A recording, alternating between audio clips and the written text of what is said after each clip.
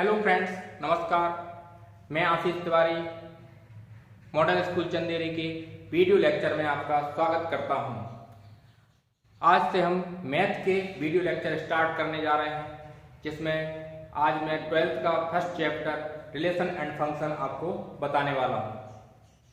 Relation and function हमने 11th में भी पढ़ा था। 11th में सेकेंड चैप्टर था रिलेशन एंड फंक्शन, संबंध एवं फलन।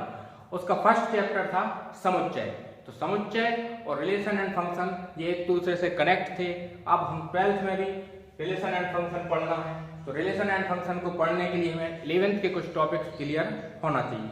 जैसे पहली यूनिट 11th की थी समुच्चय। तो समुच्चय क्या होता है ये हमें पता होना चाहिए। रिलेशन क्या होते हैं ये हमें पता होना चाहिए। रिलेशन किस तरह से बनाते हैं ये भी हमें पता होना चाहिए। तो इसको हम पहले 11th के कुछ टॉपिक्स को इस वीडियो में कवर करेंगे, उसके बाद मैं 12th के कुछ टॉपिक्स को इस वीडियो में कवर करूंगा। और ये वीडियो हिंदी मीडियम और इंग्लिश मीडियम दोनों तरह के विद्यार्थियों के लिए हेल्पफुल रहेगा। आशा है आपको ये वीडियो पसंद आएगा। तो आज का टॉपिक हम स्टार्ट करते हैं रिलेशन एंड फंक्शन। सबसे पहले हम 11th के पहला चैप्टर समुच्चय से स्टार्ट करते हैं। समुच्चय क्या होता है? समुच्चय वस्तुओं के सुपरिभाषित समूह को समुच्चय कहते हैं। A well defined collection of object is called set. Set के बाद हमने उसमें पढ़ा था कार्तीय गुणन, कार्टेशियन प्रोडक्ट। कार्टेशियन प्रोडक्ट से हमारा यहां से हम स्टार्ट करते हैं। कार्टेशियन प्रोडक्ट क्या होता है? दो सेट ए और बी का कार्टेशियन प्रोडक्ट कहलाएगा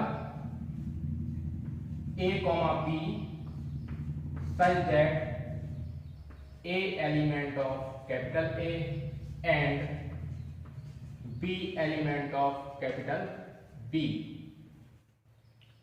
कार्तीय गुणन क्या होता है? ए कॉमा बी के रूप में पेयरिंग की जाती है, जिसमें पहला एलिमेंट ए का होता है और सेकंड एलिमेंट सेट बी का होता है। समुच्चय को दर्शाने के लिए हम कैपिटल लेटर का प्रयोग करते हैं। यहां हम एक एग्जांपल से समझेंगे। इसके एलिमेंट हम ले लेते हैं 1, 2। सेकंड सेट ले लेते हैं बी। इसके एलिमेंट ले लेते हैं स्मॉल ए स्मॉल बी। सेट को हम कैपिटल लेटर से दर्शाते हैं। उसके एलिमेंट्स अगर ए बी हैं या ए बी सी डी कोई भी है तो उसको हम स्मॉल लेटर के द्वारा दर्शाते हैं। सेट को हमेशा कैपिटल लेटर से दर्शाना पड़ता है। अब दो सेट हमने जो ए बी लिए हैं तो इनका कार्तीय गुणन या कार्टेशियन प्रोडक्ट हम निकालेंगे। तो कार्टेशियन प्रोडक्ट निकालने के लिए उसकी डेफिनेशन हमने पढ़ी थी अभी, ए क्रॉस बी कार्टेशियन प्रोडक्ट कहलाता है और ए कॉमा बी के रूप में पेयरिंग की जाती है। इस टाइप के जो पेयर्स होते हैं इन्हें हम कहते हैं क्रमित युग्म या ऑर्डर्ड पेयर। क्रमित युग्म क्या होता है? क्रमित युग्म में हमेशा पहला एलिमेंट किसी एक सेट का होता है, सेकंड एलिमेंट दूसरे सेट का होता है।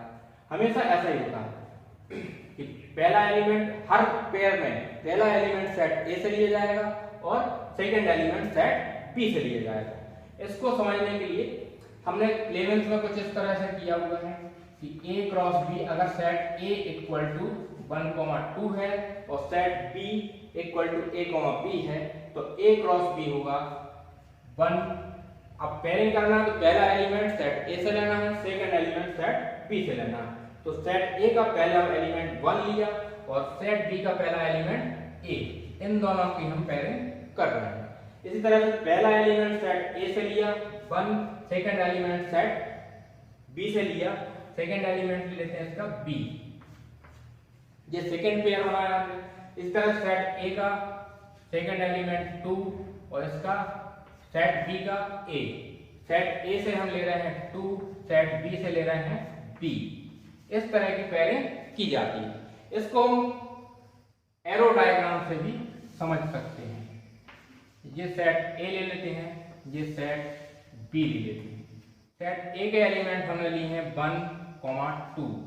सेट बी के एलिमेंट लिए हैं ए, बी। अब यहाँ पे पेयरिंग जो हमने की है वो इस तरह से की है कि सेट ए के सभी एलिमेंट की पेयरिंग सेट बी से होना चाहिए। अगर इनका हमें कार्तीय गुणन करना है, सेट ए और सेट बी का कार्तीय गुणन करना है तो सेट ए के सारे एलिमेंट की पेयरिंग सेट बी के सारे एलिमेंट से होना चाहिए। जैसे पहला सेट ए का पहला एलिमेंट है ए, इसकी पेयरिंग हमने की है सेट बी के एलिमेंट ए से। सेट ए का पहले एलिमेंट 1, इसकी पेयरिंग हमने इसके सेकंड एलिमेंट से की है। तो सेट ए के पहले एलिमेंट की पेयरिंग सेट बी के सारे एलिमेंट से हो गई। इसके बाद हमने सेट ए का सेकंड एलिमेंट लिया, इसकी पेयरिंग हमने सेट ए के पहले एलिमेंट से की, फिर सेकंड एलिमेंट से की। इस तरह से सेट ए के सेकंड एलिमेंट की पेयरिंग भी सेट बी के सारे एलिमेंट से हो गई। अब सेट ए में और कोई एलिमेंट नहीं है, तो हमारे टोटल पेयर मिलाकर हो गया 1, A, 1, B, 2, A और 2, B। इस तरह से ये सारे पेयर्स हमने यहाँ लिख लिए। इनको कहते हैं ऑर्डर्ड पेयर या क्रमित युग्म। क्रमित युग्म या ऑर्डर्ड पेयर से मिलाकर A क्रॉस B बनता है। अब A क्रॉस B से हमने रिलेशन की डेफिनेशन पढ़ी थी। रिलेशन या फंक्शन क्या होते हैं? A क्रॉस B के सबसेट होते हैं। A क्रॉस B के उपसमुच्चय को हम रिलेशन कहते हैं। तो इसकी डेफिनेशन हम लिखते हैं। संबंध क्या होता है? संबंध या रिलेशन।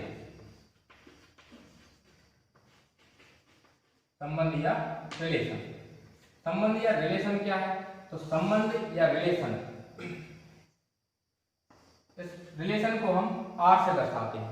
इसको दर्शाने के लिए लेटर लिया है R, और R equal to R is a subset of A cross B। R is a subset of A cross B। R जो है A क्रॉस B का सबसेट है। यदि रिलेशन R जो है सेट A से सेट B पर बनाया गया है, तब अगर रिलेशन R को सेट A से सेट B पर बनाया गया है, तो इसको हम कहेंगे कि R is a subset of A cross B। अब इसको समझने के लिए हम यहाँ देखते हैं कि A क्रॉस B हमने A और B अपने एग्जाम्पल में लिए थे। एग्जाम्पल में A क्रॉस B भी हमने निकाला था। तो इससे A क्रॉस B से, ये जो एग्जाम्पल हमने लिया है A क्रॉस B का, इससे कितने रिलेशन हम बना सकते हैं, पहले इसको समझते हैं। तो A क्रॉस B एक समुच्चय है जिसमें एलिमेंट अगर हम काउंट करते हैं तो एलिमेंट 1, 2, 3, 4, इस तरह से हमें 4 एलिमेंट मिलते हैं। और उस समुच्चय हमने पढ़े थे सबसेट या उपसमुच्चय। उपसमुच्चय की संख्या इक्वल टू होता है 2 की पावर n। सबसेट या उपसमुच्चयों की अगर संख्या हम निकालते थे तो वहां पे निकालते थे 2 की पावर n। यहाँ पे हमने एलिमेंट काउंट किए, एलिमेंट कितने हैं? 4, मतलब n की वैल्यू हो गई है 4, और n की वैल्यू 4 हो गई है, तो 2 की पावर 4 इक्वल टू 16। यहाँ पर जो A क्रॉस B जो सेट है, A क्रॉस B के 16 उपसमुच्चय बन सकते हैं। अब 16 उपसमुच्चय बन सकते हैं तो इसमें 16 टाइप के रिलेशन बन सकते हैं, क्योंकि हर एक उपसमुच्चय एक रिलेशन कहलाएगा। हमने यहाँ पे पढ़ा है कि रिलेशन क्या होता है? A क्रॉस B का सबसेट होता है, और यहाँ हमने देखा कि 16 सबसेट इसके बन सकते हैं। जब 16 सबसेट बन सकते हैं तो वो 16 रिलेशन बन जाएंगे। किस टाइप के रिलेशन बन सकते हैं? तो इसका कोई भी सबसेट अगर हम ले लेते हैं तो क्या कहलाएगा? एक रिलेशन। अब इन रिलेशनों में से कुछ रिलेशन स्पेशल टाइप के होते हैं, उन रिलेशनों को हमें पढ़ना है। पहला हम ले लेते हैं रिक्त संबंध। रिक्त संबंध, रिक्त संबंध को हम कहते हैं रिक्त संबंध, एम्प्टी रिलेशन। एम्प्टी रिलेशन,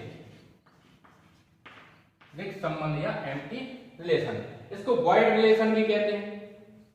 रिक्त संबंध को वॉइड रिलेशन भी कहते हैं। अब वॉइड रिलेशन या रिक्त संबंध क्या होता है? तो इसके जब हम 16 सबसेट बनाएंगे, A क्रॉस B के 16 सबसेट बनाएंगे, तो उनमें से एक सबसेट होता है फाई। ये फाई जो है वो कहलाता है रिक्त संबंध। पिछली क्लास में 11th में हमने रिक्त समुच्चय पढ़ा था। रिक्त समुच्चय क्या होता है? जिसमें कोई भी एलिमेंट नहीं हो, ऐसा समुच्चय रिक्त समुच्चय कहलाता है। तो यहाँ पर रिक्त संबंध, तो ऐसा संबंध जिसमें कोई भी एलिमेंट ना हो, वो क्या कहलाएगा? रिक्त संबंध। मतलब R इक्वल टू 5, इस टाइप का रिलेशन अगर बनता है r इक्वल टू 5, 5 क्या होता था, रिक्त समुच्चय को दर्शाने के लिए हम 5 से डिनोट करते थे। तो यहाँ r इक्वल टू 5 मतलब a क्रॉस b का जो सबसेट है 5, वो उससे जो हम रिलेशन बनाएंगे वो कहलाएगा रिक्त संबंध। रिक्त संबंध का एक एग्जांपल हम ले लेते हैं। यहाँ पे जो हमने सेट a और b लिए हैं, इसी के ऊपर एक एग्जांपल ले लेते हैं कि संबंध होता कैसे है। रिक्त संबंध को दर्शाने के लिए हम लिखते हैं r equal to a comma b, इस टाइप से हमें पेयरिंग करना है a कॉमा b के फॉर्म में, और पहला एलिमेंट सेट A से लेना है, ठीक है, A element of set A and B element of set B। लेकिन यहाँ पे जो A कॉमा B लेना है हमको, उसके लिए कोई ना कोई कंडीशन रखना पड़ती है, क्योंकि ये तो A क्रॉस B की डेफिनेशन हो गई कि A comma B set A element of A B element of B। इसके साथ में हमें एक कंडीशन लगाना पड़ेगी। यहाँ हम कंडीशन लगा देते हैं a minus B equal to 10, a minus B equal to 10। अब यहाँ पे क्या करना है, पहला एलिमेंट a से लेना है, सेकंड एलिमेंट सेट b से लेना है, और उनको माइनस करके देखना है, जिसकी वैल्यू 10 के इक्वल आएगी वो एलिमेंट की पेयरिंग, वो एलिमेंट का पेयर यहाँ पे हम ले सकते हैं। लेकिन सेट A और सेट B हमें लेना पड़ेगा। तो मैं सेट A ले लेता हूं यहाँ पे 1, 2 और सेट B ले लेता हूं 3, 4।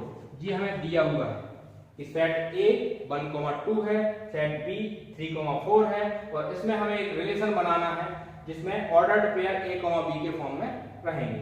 पहला एलिमेंट सेट A से रहेगा, सेकंड एलिमेंट सेट B से रहेगा, और A माइनस B करके देखना है कि 10 आता है या नहीं आता। जिन पेयर का इक्वल A माइनस B करने पर, जिन पेयर से A माइनस B करने पर 10 के इक्वल आएगा उन्हें हम रिलेशन में रखेंगे, और जिनका A माइनस B करने पर 10 के बराबर नहीं आएगा उन्हें रिलेशन में नहीं रखेंगे।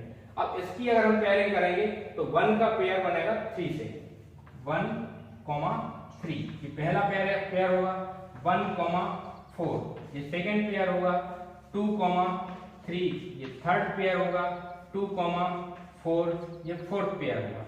इस तरह से ये हमने निकाला A क्रॉस B, A और B का कार्टेशियन प्रोडक्ट। अब इस कार्टेशियन प्रोडक्ट से हम रिलेशन R बना रहे हैं। तो 1, 3 को हम देखते हैं, तो 1 - 3 इक्वल टू आ रहा है -2, जो कि 10 के इक्वल नहीं है।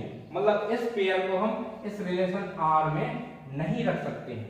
सेकेंड हम देखते हैं 1, 4, तो 1 - 4 करते हैं तो -3 आ रहा है, -3 10 के इक्वल नहीं है, तो इस पेयर को भी हम इस रिलेशन में नहीं रख पाएंगे। सेकेंड देखते हैं 2, 3, 2 - 3 करते हैं तो -1 आता है, -1 10 के इक्वल नहीं है, तो इसको भी हम यहाँ पे नहीं ले पाएंगे। 2 - 4 यहाँ पे -2 आ रहा है, ये भी 10 के इक्वल नहीं है, मतलब इस रिलेशन में हम इनको नहीं रख पाएंगे। मतलब ये चार हमारे ऑर्डर्ड पेयर थे, चार एलिमेंट जो A क्रॉस B के थे, इनमें से कोई भी एलिमेंट R की कंडीशन को सेटिस्फाई नहीं कर रहा है, इसलिए इस R में हम इनमें से कोई भी एलिमेंट, इन चार में से कोई भी एलिमेंट नहीं ले पाएंगे, इसलिए R जो है वो खाली छूट जाएगा, और खाली रह गया तो इसको हम कहेंगे कि ये 5 के इक्वल है। और 5 क्या, R इक्वल टू 5 आ गया, तो इसको हम कह सकते हैं कि ये एक रिक्त संबंध है। रिक्त संबंध के बाद आप वीडियो पॉज करके इनको नोट करते जाएं। अब सेकंड जो रिलेशन हम पढ़ने वाले हैं, स्पेशल टाइप का रिलेशन है। सेकंड रिलेशन स्पेशल टाइप का हम ले लेते हैं, उसको कहते हैं सार्वत्रिक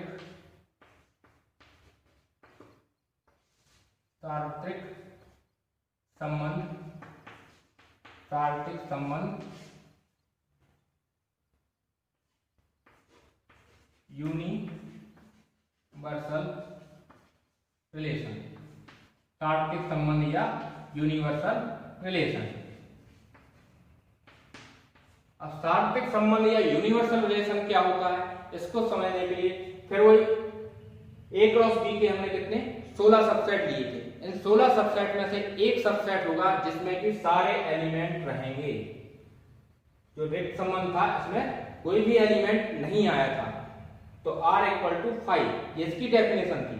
अब सार्थक संबंध या यूनिवर्सल रिलेशन किसे कहते हैं? तो सार्थक संबंध या यूनिवर्सल रिलेशन वो रिलेशन होता है जिसमें A क्रॉस B के सारे एलिमेंट आ जाएं। मतलब R = हम कह सकते हैं कि R = होगा A cross B। A cross B के जब सारे एलिमेंट ले लेंगे तो R और A क्रॉस B की वैल्यू सेम हो जाएगी। तो इसके अगर चारों एलिमेंट जो हमने एग्जांपल लिया था, इसके चारों एलिमेंट अगर हम R में ले लेंगे तो ये क्या कहलाएगा? सार्थक संबंध। अब जैसे हमने अभी जो एग्जांपल लिया था A = 1, 2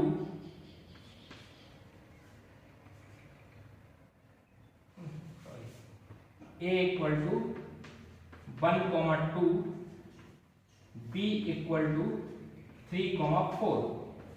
इसके लिए एक यूनिवर्सल रिलेशन हम देख लेते हैं। तो यहां हम एक रिलेशन ले लेते हैं R = A, B। रिलेशन को डिफाइन कर देते हैं इस तरह से, R = A, B, A element of capital A and B element of capital B। पहला एलिमेंट सेट A से लेना है, सेकेंड एलिमेंट सेट B से लेना है और सार्थक रिलेशन बनाना है। तो यहां पे हम एक कंडीशन ले लेते हैं A - B < 10। सेम एग्जांपल मैंने इसके लिए लिया था, वही एग्जांपल यहाँ पे हमने लिया जिससे आपको आसानी से समझ में आ जाए। अब यहाँ हम रिलेशन R निकालना है तो उसके लिए A क्रॉस B ले लेते हैं। A क्रॉस B हमने अभी किया था 1, 3, 1, 4, 2, 3, 2, 4 हमारा A क्रॉस B की वैल्यू आएगी। अब A क्रॉस B के बाद हम इसमें निकालते हैं रिलेशन R।